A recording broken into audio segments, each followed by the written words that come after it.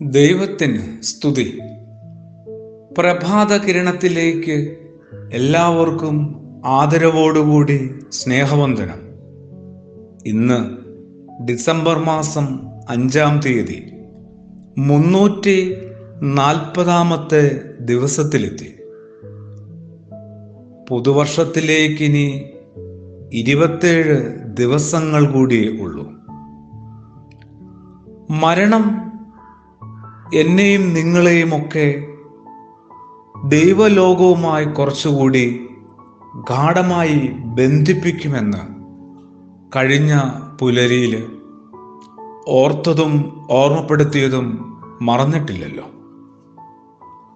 അതുകൊണ്ട് തന്നെ മരണവുമായി ബന്ധപ്പെട്ട് തന്നെ ചില വിചാരങ്ങളെ ഒന്ന് വീണ്ടെടുത്താലോ.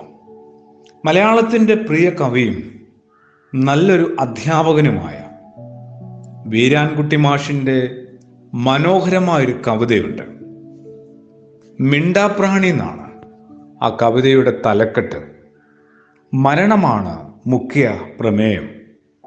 അത് ഇങ്ങനെ ആരംഭിക്കുന്നു: ചത്തവർ എഴുന്നേറ്റു വരില്ലെന്ന ഉറപ്പ് വലിയ സൗകര്യം തന്നെ. അവരോട് എന്ത് ഉപേക്ഷയും കാട്ടാം, കമാന്നൊരക്ഷരം ചോദിക്കില്ല. മോർച്ചറിയിൽ ചുറ്റിക വെച്ച് തലയോട്ടി തകർക്കുന്നയാൾക്ക് അതൊരു മനുഷ്യൻ്റേതാണെന്ന വിചാരമുണ്ടോ? ക്വാറിയിൽ മെറ്റലടിക്കുന്ന പയ്യന് കാണും അതിനേക്കാൾ ശ്രദ്ധ, അലിവ്. തലച്ചോറും കരളുമെല്ലാം വാരി വയറ്റിലിട്ട് തുന്നിക്കെട്ടുന്നത് കാണണം. സ്കൂൾ കുട്ടികൾ അതിലും നന്നായി കീറിയ പന്ത് തുന്നും. നിരാലംബരെ ആർക്ക് എന്താണ് ചെയ്തുകൂടാത്തത്? മുറ്റത്തെ പന്തൽ കണ്ടാൽ അറിയാം മരിച്ച വീടിനെ.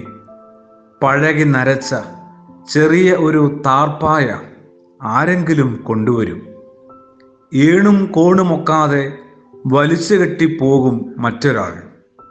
ചോദിക്കേണ്ടയാൾ ഇല്ലല്ലോ എന്ന ധൈര്യത്തിലാണ്. കുട്ടികളുടെ കളിപ്പന്തൽ ഇതിനേക്കാൾ എത്ര ഭേദം. ചമഞ്ഞു കിടക്കാനുള്ള അവസാന അവസരമായിരുന്നില്ലേ? 2 കഷ്ണം വെള്ളയിലത് തീർത്തു കളഞ്ഞു. കല്യാണത്തിന് എന്തുമാത്രം ചമയങ്ങളായിരുന്നു. വീട്ടിൽ വരുന്നവരെ സൽക്കരിച്ചല്ലാതെ വിടുമായിരുന്നില്ല. എന്നിട്ടെന്ത്? അവസാനമായി ഒന്ന് കാണാൻ വന്നവർക്ക് തുള്ളി വെള്ളം കൊടുത്തില്ല, ഒന്നിരിക്കാൻ പറഞ്ഞില്ല. കുഴിവെട്ടുമ്പോൾ ഒന്ന് തിരിഞ്ഞു കിടക്കാനുള്ള തുറസെങ്കിലും വച്ചാലെന്ത്? എത്ര കാലത്തേക്കുള്ള കിടപ്പാണെന്ന് ആർക്കറിയാം?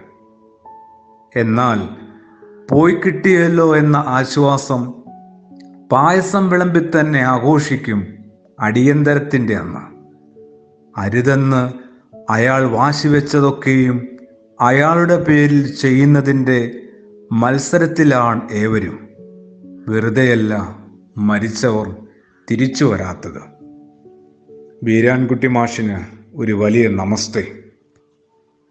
മരണം, അതുമായി ബന്ധപ്പെട്ട ഇത്തരം ചില വായനകൾ മറ്റൊരു ലോകവും അവിടുത്തെ ജീവിതവുമായി എന്നെ ബന്ധപ്പെടുത്തുന്നുണ്ട്. അതുകൊണ്ട് തന്നെ എനിക്ക് ഈ ഭൂമിയിലെ ജീവിതം കുറച്ചുകൂടി ഭംഗിയുള്ളതാക്കി മതിയാവും. വെറുതെയല്ല ഈ ചെറിയ പെൺകുട്ടി മറിയം, അവൾ തൻ്റെ ചാർച്ചക്കാരിയായ ഏലിശബായെ അന്വേഷിച്ച് മലനാട്ടിലേക്ക് ഒരു ദുർഘടം നിറഞ്ഞ ദീർഘയാത്ര ഒറ്റയ്ക്ക് നടത്തിയതുപോലും.